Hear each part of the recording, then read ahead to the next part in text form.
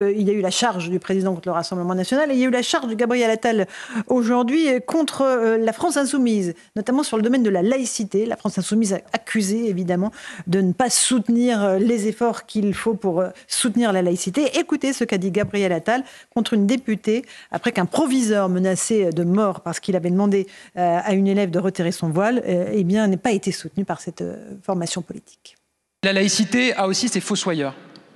Et je le dis, sont y compris représentés dans cet hémicycle. Moi, quand on parle de soutien aux équipes pédagogiques, aux proviseurs, j'ai vu qu'il y a quelques jours, un proviseur a fait l'objet de menaces de mort parce qu'il a cherché à faire appliquer la loi de 2004 dans son établissement en demandant à une élève de retirer son voile. Il a fait l'objet de menaces de mort et j'ai vu une députée de la France insoumise relayer les théories contre ce proviseur sur les réseaux sociaux.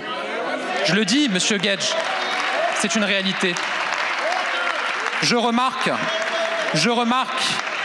que quand j'ai pris la décision en tant que ministre de l'Éducation nationale et de la jeunesse d'interdire le port de l'abaya et du camis à l'école, ce sont encore une fois les députés de la France insoumise qui se sont dressés sur mon chemin pour chercher à m'empêcher d'appliquer cette règle.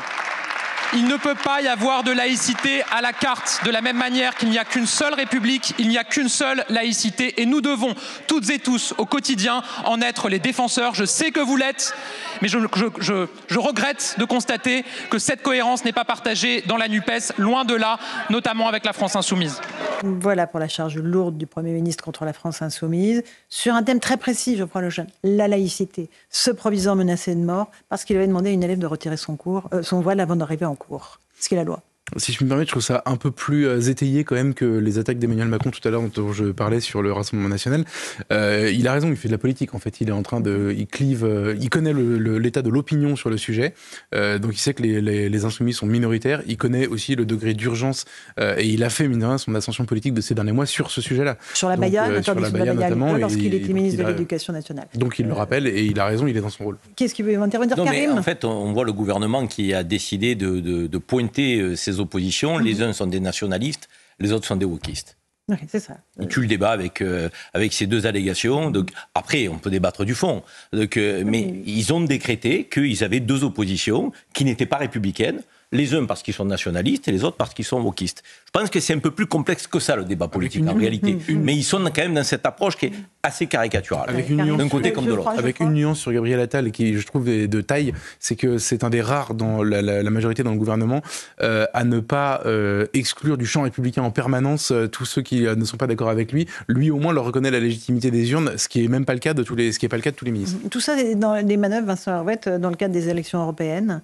On parle de ça. On est déjà dans cette élection, dans ces élections-là. Ça va être beaucoup mieux que les primaires américaines. Qui sont pliées, là. Le match est plié aux États-Unis. Il y a réellement une poussée des nationalistes, des populistes, des eurosceptiques, de tous les vilains.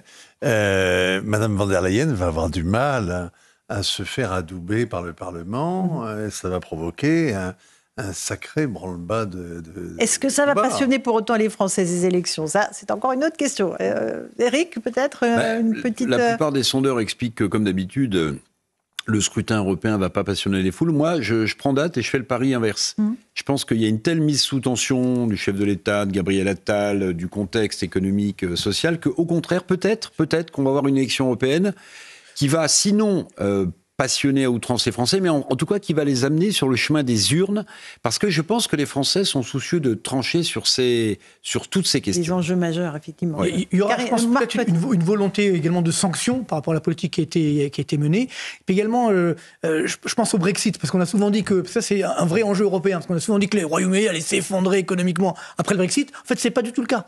Quand on voit, ils sont pas très en forme quand même. Quand on voit l'évolution du PIB, qu'on le compare entre la France et le Royaume-Uni, depuis 2016, donc depuis le référendum, c'est exactement plus 8,3%. J'ai fait une vidéo YouTube justement cette semaine sur ma chaîne sur ça. Donc non, c'est-à-dire que, ce que je veux dire par là, c'est que c'est pas l'euphorie non plus le Royaume-Uni, mais ils ont cette force justement. Alors ça veut pas dire qu'il faut faire le Frexit, mais ce que je veux dire par là, c'est qu'il y a un vrai enjeu aujourd'hui européen et on peut effectivement, le fait qu'il y ait des partis justement europhobes qui soit peut-être majoritaire ou qu'il y ait une forte représentation au Parlement européen, ça risque de changer la donne. Et c'est sûr qu'on se rend bien compte qu'aujourd'hui, quand le ministre des Affaires étrangères français a dit que l'Union européenne était en danger... Oui. Il a dit, si l'Ukraine s'effronte, je ne donne pas cher de l'Union européenne. Ah ouais, je ne donne pas trop cher. Pas trop cher. Ça veut dire l'ampleur de dégâts. Mais encore une fois, on joue sur la peur. Alors que normalement, je rappelle que l'Europe était là justement pour nous protéger, pour faire de la croissance forte, etc. Et malheureusement, il faut reconnaître, ça a pété le câble. Un dernier mot de Karim. Je ne sais pas si les Français sont nombreux à se déplacer. En tout cas, ceux qui se déplaceront, de mon point de vue, le feront pour sanctionner non pas l'Europe, mais cette Europe. Parce que je considère qu'ils ne s'y retrouvent plus. Même, et les Français ne sont pas anti-européens, loin de là. Ils ont voulu y croire.